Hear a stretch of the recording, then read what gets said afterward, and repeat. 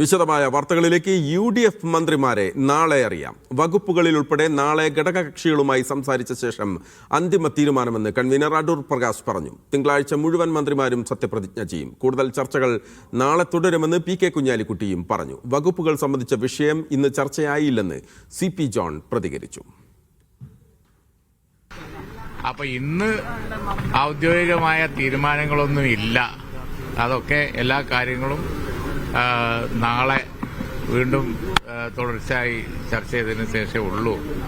നിങ്ങൾ എന്താ സംഭവിച്ചതെന്നുള്ളത് പിന്നെ ഇനി ഇങ്ങനെ വിഷമിച്ചിരിക്കേണ്ട എന്നുള്ളവർക്ക് ആ ഷെഡ്യൂൾ പറഞ്ഞു എന്ന് മാത്രമേ ഉള്ളൂ.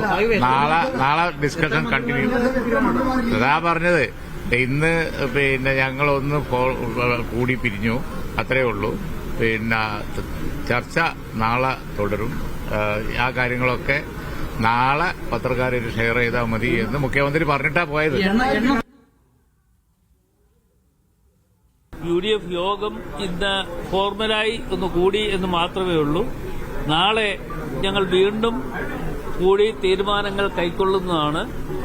എന്തായാലും തിങ്കളാഴ്ച സത്യപ്രതിജ്ഞയ്ക്ക് വേണ്ടിയുള്ള തയ്യാറെടുപ്പുകൾ നടക്കുകയാണ്. ആ തയ്യാറെടുപ്പുകൾ നടക്കുന്നതോടൊപ്പം തന്നെ മുഖ്യമന്ത്രിയോടൊപ്പം UDFന്റെ വിവിധ നേതാക്കന്മാരും സത്യപ്രതിജ്ഞ ചെയ്യാനുള്ള അവസരം ഉണ്ടാക്കിയിരിക്കും എന്ന് നിങ്ങളെ അറിയിക്കുകയാണ്.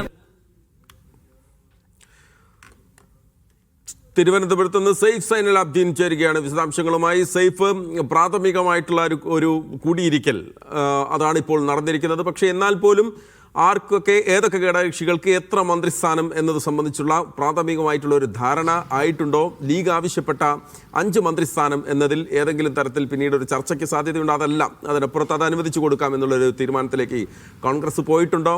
ജോസഫ് ഗ്രൂപ്പ് ആവശ്യപ്പെട്ട 2 മന്ത്രിസ്ഥാനം, അക്കാര്യത്തിൽ എന്തെങ്കിലും തീരുമാനം പ്രാഥമികമായി ഉണ്ടായ ചർച്ചയിൽ ഉണ്ടായിട്ടുണ്ടോ സൈഫ്? ഇപ്പോൾ മഹേഷ് അവസാനം പറഞ്ഞിടത്ത് നിന്ന് തുടങ്ങാൻ തോന്നുന്നു. ജോസഫ്, അവിടെയാണ് ഒരു ചെറിയ ആശയക്കുഴപ്പം കോൺഗ്രസിന്റെ ഇടയിലുള്ളത്.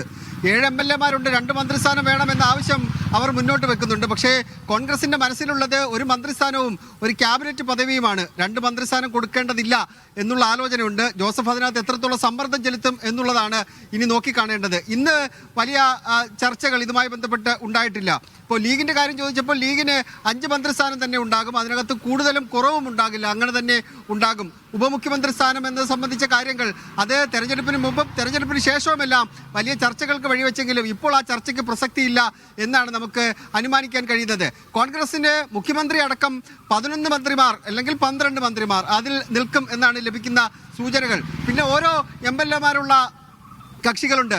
CP ജോണിന് മന്ത്രിസ്ഥാനം കൊടുക്കാൻ ഏകദേശ ധാരണ ആയിട്ടുണ്ട്. കാരണം കാലങ്ങളായിട്ട് UDFന്റെ കൂടെ നിൽക്കുന്ന ആളാണ് അദ്ദേഹം. ഏത് പ്രതിസന്ധിയിലും UDFനൊപ്പം നിന്നിട്ടുള്ള ആളാണ്. അദ്ദേഹത്തെ പരിഗണിക്കണമെന്നുള്ള ആവശ്യം VD സതീശനുണ്ട്. അതുകൊണ്ടാണ് തിരുവനന്തപുരത്തെ സീറ്റ് അദ്ദേഹത്തിന് കൊടുക്കാൻ വേണ്ടിയുള്ള തീരുമാനം നേരത്തെ തന്നെ എടുത്തത്. പിന്നീടുള്ളത് RSP ആണ്. RSPക്ക് എന്തായാലും മന്ത്രിസ്ഥാനമുണ്ട്. ഷിബി ബേബി ജോൺ അതിന്റെ മന്ത്രിയായി വരും എന്ന കാര്യത്തിൽ സംശയമില്ല.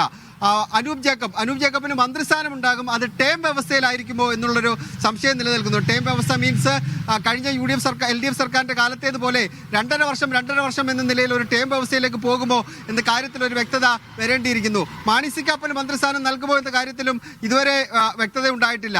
നാളെ രാവിലെ നടക്കുന്നത്, ഇന്നിപ്പോ കുഞ്ഞാലിക്കുട്ടി പറഞ്ഞ പോലെ ഞങ്ങൾ ഒന്നിരുന്ന് സംസാരിച്ച ഒരു കൂൾ മീറ്റിംഗ് ആയിരുന്നു. ചില നേതാക്കന്മാരോട് സംസാരിക്കുമ്പോൾ അവർ പറഞ്ഞത് ഒരു കൂൾ മീറ്റിംഗ് ആയിരുന്നു. അതിനകത്ത് വലിയ രാഷ്ട്രീയമൊന്നും ഞങ്ങൾ ചർച്ച ചെയ്തില്ല. നിയുക്ത മുഖ്യമന്ത്രിക്ക് പോകേണ്ടതുള്ളതുകൊണ്ട് കാര്യമായ ചർച്ചകളിലേക്ക് പോയില്ല. നാളെ 1-to-1 ചർച്ചയാണ്. അതായത് ഓരോ കക്ഷികളുമായി കോൺഗ്രസിന്റെ നേതാക്കന്മാർ സംസാരിക്കും. ഇപ്പോൾ KC വേണുഗോപാൽ ഇന്ന് എത്തുന്നുണ്ട്, VD സതീശൻ ഉണ്ടാകും, KPC അധ്യക്ഷൻ അടക്കമുള്ളവർ ഉണ്ടാകും. നാളെ ഓരോ ഘടകകക്ഷികളുമായി സംസാരിച്ച് അതിനകത്തൊരു ഏകദേശ ധാരണയുണ്ടാകും. ധാരണ മീൻസ് മന്ത്രിമാരുടെ എണ്ണത്തിലുള്ളൊരു ധാരണയല്ല, വകുപ്പുകളുടെ കാര്യത്തിൽ ഒരു ഏകദേശ ധാരണ ഉണ്ടാക്കും. തിങ്കളാഴ്ച രാവിലെ 10 മണിക്ക് നടക്കുന്ന സത്യപ്രതിജ്ഞ, അതിൽ മുഖ്യമന്ത്രി അടക്കം 21 മന്ത്രിമാരും സത്യപ്രതിജ്ഞ ചെയ്യണം എന്നുള്ള ആലോചനയാണ് UDF യോഗത്തിൽ ഉണ്ടായത്. കാരണം മുഖ്യമന്ത്രിയെ തീരുമാനിക്കുന്നത് വൈകിയത് വലിയ തരത്തിലുള്ള പരിഹാസങ്ങളും വലിയ തരത്തിലുള്ള വിമർശനങ്ങൾക്കുമെല്ലാം ഇടാക്കിയിരുന്നു. ഇനി മന്ത്രിമാരെ തീരുമാനിക്കുന്നതിൽ കൂടി അങ്ങനെ ഒരു കൂടുതൽ ചർച്ചകളിലേക്ക് പോയി എന്നൊരു ഫീൽ ജനങ്ങൾക്ക് ഉണ്ടാകേണ്ടതില്ല. അതുകൊണ്ട് മുഴുവൻ മന്ത്രിസഭയും അന്ന് തന്നെ സത്യപ്രതിജ്ഞ ചെയ്യട്ടെ എന്ന് പൊതുവികാരത്തിലേക്ക് UDF നേതൃത്വം എത്തിച്ചേർന്നിട്ടുണ്ട്. UDF എഫിനെ സംബന്ധിച്ച് ഘടകകക്ഷികൾക്ക് വലിയ പ്രശ്നങ്ങൾ ഉണ്ടാകും. ഇപ്പോൾ ലീഗിനെ സംബന്ധിച്ച് അങ്ങനെ ഏതെങ്കിലും തരത്തിലുള്ള തർക്കങ്ങളൊന്നും ഉണ്ടാകില്ല. ജോസഫിനെ സംബന്ധിച്ച് വലിയ തർക്കങ്ങളൊന്നും ഉണ്ടാകില്ല. ഓരോ കക്ഷികൾ മന്ത്രിമാരാകുന്നതിന് വേണ്ടി അനുവാദം നൽകി കഴിഞ്ഞാൽ അവർക്കും തർക്കങ്ങളൊന്നും ഉണ്ടാകില്ല.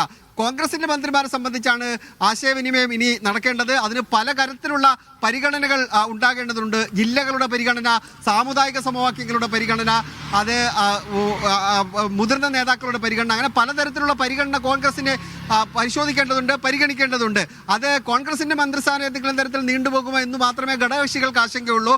അല്ലാതെ ബാക്കിയെല്ലാം സെറ്റാണ്. എന്തായാലും തിങ്കളാഴ്ച രാവിലെ 10 മണിക്ക് അവിടെ സെൻട്രൽ സ്റ്റേഡിയത്തിൽ വടശ്ശേരി ദാമോദരൻ സതീശൻ എന്ന വി ഡി സതീശൻ സത്യപ്രതിജ്ഞ ചെയ്യുമ്പോൾ അങ്ങനെ വാചകം ചൊല്ലി അദ്ദേഹം സത്യപ്രതിജ്ഞ ചെയ്യുമ്പോൾ കൂടെ ഈ 20 മന്ത്രിമാർ കൂടി ഉണ്ടാകുമെന്ന് നമുക്ക് വിശ്വസിക്കാം.